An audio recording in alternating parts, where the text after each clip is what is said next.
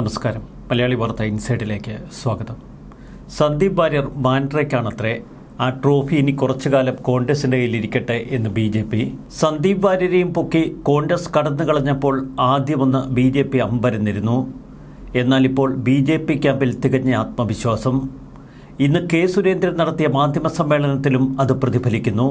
കൃത്യമായ രാഷ്ട്രീയ ചർച്ചകൾ ആളിക്കത്തിക്കാൻ സന്ദീപ് വാര്യർ ഇടവരുത്തിയെന്നാണ് ഇപ്പോൾ BJPയുടെ കണക്കുകൂട്ടൽ. ഇടഞ്ഞു നിന്നവരൊക്കെ ഒരുമിച്ചുവത്രേ. പാലക്കാട് കോർപ്പറേഷൻ കൗൺസിലറെ ചില കൗൺസിലർമാർ നേരത്തെ BJPയിൽ നിന്ന് വിമത ശബ്ദം പ്രകടിപ്പിച്ചിരുന്നു. അവരെയും ഇപ്പോൾ ഒരുമിച്ച് കൊണ്ടുവരാൻ BJP നേതൃത്വത്തിന് കഴിഞ്ഞിരിക്കുന്നു. ഇന്ന് മാധ്യമ സമ്മേളനം വിളിച്ചുകൂട്ടിയ കെ സുരേന്ദ്രൻ ശക്തമായ ഭാഷയിലാണ് പ്രതികരിച്ചത്. എന്തുകൊണ്ട് സന്ദീപ് വാര്യർ പാണക്കാട് തറവാട്ടിൽ മാത്രമെത്തി?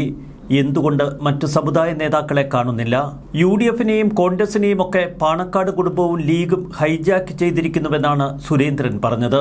ഈ ആശയത്തിലൂന്നി ശക്തമായ പ്രചരണത്തിനാണ് ഇന്ന് BJP പാലക്കാട് ശ്രമിക്കുന്നത്. കൃത്യമായ വികാരമുണർത്തി തങ്ങളുടെ വോട്ട് ബാങ്ക് സുരക്ഷിതമാക്കുക. അതുകൊണ്ട് തന്നെ സന്ദീപ് വാര്യരുടെ കൊഴിഞ്ഞുപോക്ക് എത്രമാത്രം BJPയെ ബാധിക്കും എന്ന് കാത്തിരുന്ന് കാണാം. മറുവശത്ത് കോൺഗ്രസ് ക്യാമ്പിലും ചില ആശങ്കകൾ പടരുന്നു. സന്ദീപ് വാര്യർ കോൺഗ്രസ് ക്യാമ്പിൽ എത്തിയതിനു ശേഷമുള്ള സ്ട്രാറ്റജി പാളിപ്പോയോ എന്നതാണ് കോൺഗ്രസ് നേതാക്കളെ കൂടുതൽ ഭയത്തിലാക്കുന്നത്. ഹൈന്ദവ സമുദായത്തിലെ ഒരു വരേണ്യവർഗത്തിൽപ്പെട്ട സന്ദീപ് വാര്യരെ കോൺഗ്രസ് ക്യാമ്പിലേക്ക് കൂട്ടിക്കൊണ്ടുവരുമ്പോൾ ഹൈന്ദവ വോട്ടുകൾ ഏകീകരിക്കുമെന്നായിരുന്നു പൊതുവെ കോൺഗ്രസ് കണക്കുകൂട്ടിയത്, പ്രത്യേകിച്ച് ഹൈന്ദവ വിഭാഗങ്ങൾക്കിടയിലെ മേൽത്തട്ടുകാരിൽ നിന്ന്. എന്നാൽ സന്ദീപ് വാര്യർ നേരെ ചെന്ന് കയറിയത് പാണക്കാട് തറവാട്ടിൽ.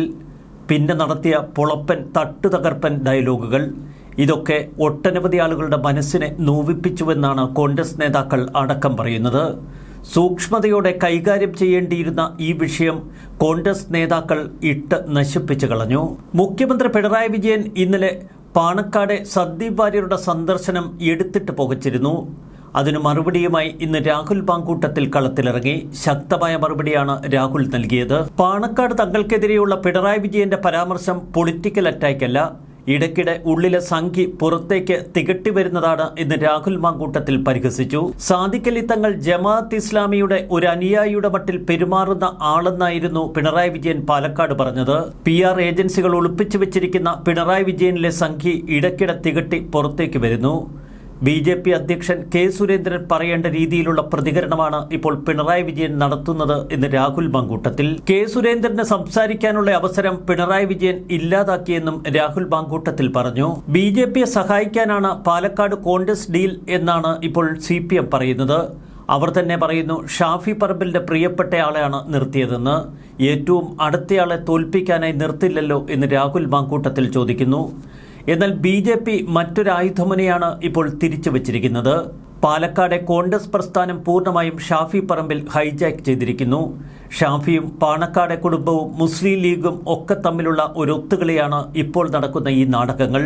സന്ദീപ് വാര്യരുടെ കൊഴിഞ്ഞുപോക്ക് പാലക്കാട് കൃത്യമായ ഒരു വർഗീയ ചേരിതിരിവുണ്ടാക്കി എന്ന് വ്യക്തമാണ്. ഇതിന്റെ ഗുണഫലം അനുഭവിക്കുന്നവർ ആരാണ്? തുടക്കത്തിൽ C കൃഷ്ണകുമാറിനെതിരെ ശക്തമായ വികാരത്തള്ളലാവും സന്ദീപ് വാര്യരുടെ കൊഴിഞ്ഞുപോക്ക് എന്ന വിമർശനങ്ങൾ ഉയർന്നിരുന്നു. എന്നാൽ BJP ക്യാമ്പിൽ സമാനതകളില്ലാത്ത ആത്മവിശ്വാസം കഴിഞ്ഞ മണിക്കൂറുകളിൽ പ്രതിഫലിക്കുന്നു. തൊട്ടിപ്പുറത്ത് കോൺഗ്രസ് ക്യാമ്പിൽ ആത്മവിശ്വാസം അലതല്ലുന്നുവെങ്കിലും അവർക്കിടയിൽ ചില ആശങ്കകൾ വ്യാപകമാണ്. സന്ദീപ് വാര്യരുടെ വരവ് ന്യൂനപക്ഷ വിഭാഗങ്ങൾ എങ്ങനെയെടുക്കുമെന്നതാണ് മുഖ്യ ആശങ്ക. അത് പരിഹരിക്കാനായി ആദ്യം സന്ദീപ് വാര്യരെ നേരെ പാണക്കാട് കൊടപ്പനയ്ക്കൽ തറവാട്ടിലെത്തിച്ചു. അതാവട്ടെ വെളുക്കാൻ തേച്ചത് പാണ്ടായി എന്ന അവസ്ഥയിലും. സന്ദീപ് വാര്യർ എന്തുകൊണ്ട് ബിഷപ്പുമാരെയോ മറ്റു സമുദായ നേതാക്കളെയോ കാണുന്നില്ല എന്ന ചോദ്യം ഇപ്പോൾ കോൺഗ്രസ് ക്യാമ്പിൽ തന്നെ ഉയരുന്നു. വരാനിരിക്കുന്ന സിനിമയുടെ ക്ലൈമാക്സിൽ ഇനിയും ട്വിസ്റ്റുകൾ ഉണ്ടാകുമെന്നാണ് ഇന്നലെ സന്ദീപ് വാര്യർ പറഞ്ഞത്. അതിനു പിന്നാലെ ഇന്ന് BJPയിൽ നിന്ന് കൂടുതൽ നേതാക്കൾ കോൺഗ്രസിലേക്ക് ഒഴുകും എന്ന വാർത്തകൾ പരന്നിരുന്നു. അതിൽ യാതൊരുവിധ അടിസ്ഥാനവുമില്ല എന്ന് BJP ഇന്ന് ആവർത്തിക്കുന്നു. പാണക്കാട് കുടുംബം ഇപ്പോൾ പാലക്കാട് തെരഞ്ഞെടുപ്പിൽ മുഖ്യ ചർച്ചാ വിഷയമായതോടെ തികഞ്ഞ പരിഭ്രാന്തിയിലാണ് മിക്ക മുന്നണികളും, പ്രത്യേകിച്ച് ഇടതുമുന്നണിയും UDFും. BJP ക്യാമ്പിൽ പെട്ടെന്നൊരു ആത്മവിശ്വാസം കൈവരാനുള്ള കാരണവും അതുതന്നെ. തെരഞ്ഞെടുപ്പ് വിഷയങ്ങൾ ഇപ്പോൾ പാണക്കാട് കുടുംബ വീട്ടിൽ എത്തി നിൽക്കുന്നു. ഇന്ന് ചന്ദ്രിക ദിനപത്രം എഡിറ്റോറിയൽ എഴുതി മുഖ്യമന്ത്രി പിണറായി വിജയനെ ആക്രമിക്കുന്നു. എന്നാൽ ഈ ആക്രമണവും ഒടുവിൽ ചെന്നുകൊള്ളുക UDF ക്യാമ്പിലാകും. BJPയുടെ ഉന്നതാധികാര സമിതി അംഗമായിരുന്ന സന്ദീപ് വാര്യർ നിബന്ധനകളൊന്നുമില്ലാതെ മതേതര പക്ഷത്തേക്ക് കടന്നുവരികയും കൊടപ്പനക്കൽ തറവാട്ടിലെത്തി ആശീർവാദം വാങ്ങുകയും ചെയ്യുമ്പോൾ മുഖ്യമന്ത്രിക്ക് അസ്വസ്ഥതയും അസഹിഷ്ണുതയും ഉണ്ടാകുമെന്നാണ് ചന്ദ്രിക പറഞ്ഞു വെച്ചത്. അത് സംഘപരിവാർ ബാന്ധവത്തിന്റെ അനുരണനമല്ലാതെ മറ്റെന്താണ്? ബാബറി മസ്ജിദ് തകർത്തതിന് ശേഷമുള്ള രാഷ്ട്രീയ സാഹചര്യമാണ് മുഖ്യമന്ത്രി പിണറായി വിജയൻ സാദിഖ് അലി തങ്ങളെ വിമർശിക്കാൻ ഉപയോഗിച്ചത്. അതിനെ യാദൃച്ഛികമായി കാണാനാകില്ല എന്ന് ചന്ദ്രിക പറയുന്നു. പാണക്കാട് തങ്ങളെ പിണറായി അളക്കേണ്ട എന്നാണ് ചന്ദ്രിക മുഖപ്രസംഗത്തിന്റെ ഹെഡിംഗ് പോലും. സാമുദായിക സൗഹാർദ്ദത്തിന്റെ അംബാസിഡർ എന്ന് മലയാളക്കര നീട്ടി വിളിച്ച പേരാണ് പാണക്കാട് തങ്ങന്മാരുടേത് എന്ന് ചന്ദ്രിക പറയുന്നു. തങ്ങന്മാരുടെ യോഗ്യത അളക്കാനുള്ള മുഖ്യമന്ത്രി പിണറായി വിജയന്റെ ശ്രമം അദ്ദേഹവും അദ്ദേഹത്തിന്റെ പ്രസ്ഥാനവും എത്തിച്ചേർന്നിട്ടുള്ള വർഗീയ ബാന്ധവത്തിന്റെ ബഹിസ്ഫുരണമായി മാത്രമേ കാണാൻ കഴിയൂ. കേരളത്തിന്റെ സാമുദായിക സൗഹാർദ്ദത്തിന്റെ കടക്കൽ കത്തിവെക്കാനും വിവിധ വിഷയങ്ങൾ ഉയർത്തിപ്പിടിച്ച് വർഗീയ ധ്രുവീകരണത്തിനുള്ള വ്യാപകമായ ശ്രമങ്ങളും സംഘപരിവാർ ശക്തികളുടെ നേതൃത്വത്തിൽ നടന്നുകൊണ്ടിരിക്കുമ്പോൾ അതിന് അനുഗുണമായ നീക്കങ്ങളാണ് ഇടതു സർക്കാരിന്റെയും മുഖ്യമന്ത്രി പിണറായി വിജയന്റെയും ഭാഗത്തു നിന്ന് നിരന്തരം ഉണ്ടായിക്കൊണ്ടിരിക്കുന്നത്. പാണക്കാട് കൊടപ്പനക്കൽ തറവാട്ട് കോലയെ ലോകം അത്ഭുതത്തോടെയാണ് നോക്കിക്കാണുന്നത്. അസാധ്യമെന്ന് കരുതിയ പലതും ആ തിരുമുറ്റത്ത് വെച്ച് സാധ്യമാകുന്നത് കണ്ട് സമുദായവും സമൂഹവും പലതവണ അമ്പരന്ന് നിന്നിട്ടുണ്ട്. ആശയപരമായി ഈ വിയോജിക്കുന്നവർ പോലും മാനവികതയുടെ ഈ മാഹാത്മ്യത്തിൽ പങ്കാളികളാകുന്നതിനും അത് പാടിപ്പുകഴ്ത്തുന്നതിനും ഒരു മടിയും മറിയും പ്രകടിപ്പിക്കാറില്ല. വെറുപ്പിന്റെയും വിദ്വേഷത്തിന്റെയും മാർഗം വിട്ട് സ്നേഹത്തിന്റെ കടയിൽ അംഗത്വമെടുത്ത സന്ദീപ് വാര്യരും സാക്ഷ്യപ്പെടുത്തിയത് ഈ യാഥാർത്ഥ്യമാണ്. BJPയുടെ ഒപ്പമായി ഇരുന്നപ്പോൾ പോലും ഈ മുറ്റത്തെ അത്ഭുതത്തോടെയാണ് താൻ നോക്കിക്കണ്ടിരുന്നതെന്ന അദ്ദേഹത്തിന്റെ വാക്കുകൾ അർത്ഥമാക്കുന്നത് മറ്റൊന്നല്ല. ഈ സാഹചര്യത്തിൽ ദേശീയതലത്തിൽ തന്നെ ശ്രദ്ധിക്കപ്പെടുന്ന രീതിയിൽ BJPയുടെ ഉന്നതാധികാര സമിതി അംഗമായിരുന്ന ഒരാൾ ഒരു നിബന്ധനകളുടെയും പുറത്തല്ലാതെ മതേതര പക്ഷത്തേക്ക് കടന്നുവരികയും കൊടപ്പനക്കൽ തറവാട്ടിലെത്തി ആശീർവാദങ്ങൾ ഏറ്റുവാങ്ങുകയും ചെയ്യുമ്പോൾ കേരളത്തിന്റെ മുഖ്യമന്ത്രിക്ക് അസ്വസ്ഥതയും അസഹിഷ്ണുതയും ഉണ്ടാകുന്നുവെങ്കിൽ അത് സംഘപരിവാർ ബാന്ധവത്തിന്റെ അനുരണനമല്ലാതെ മറ്റെന്താണ്? ശക്തമായ വിമർശനങ്ങളാണ് ചന്ദ്രിക മുഖ്യമന്ത്രിക്ക് നേരെ തൊടുക്കുന്നത്. എന്നാൽ ഇത്തരം വിമർശനങ്ങളും വാർത്തകളുമൊക്കെ പാലക്കാട് തെരഞ്ഞെടുപ്പ് രാഷ്ട്രീയ ചർച്ചകൾ മറ്റൊരു തലത്തിൽ എത്തിച്ചിരിക്കുന്നു. ഇലക്ഷൻ പ്രചരണം ആരംഭിച്ചതിന് തൊട്ടുപിന്നാലെ BJPയിൽ ഒരു വിഭാഗം ആദ്യം ശക്തമായ അതൃപ്തി പ്രകടിപ്പിച്ചിരുന്നു.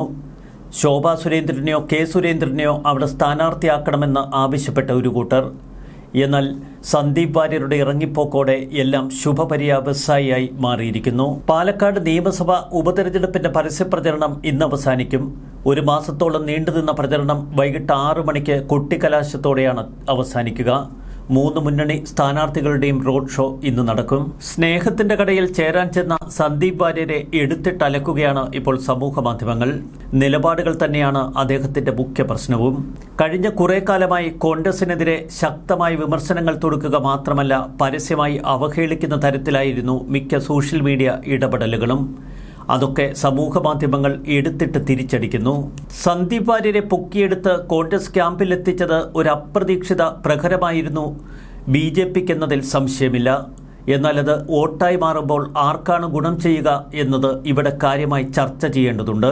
അല്ലെങ്കിൽ നമ്മൾ കാത്തിരുന്ന് കാണണം. പാലക്കാട് തെരഞ്ഞെടുപ്പിൽ ഇത്തവണ കാര്യമായി പ്രതിഫലിക്കാതിരുന്ന വർഗീയ ചേരിതിരിവ് ഇപ്പോൾ ശക്തമായിരിക്കുന്നു.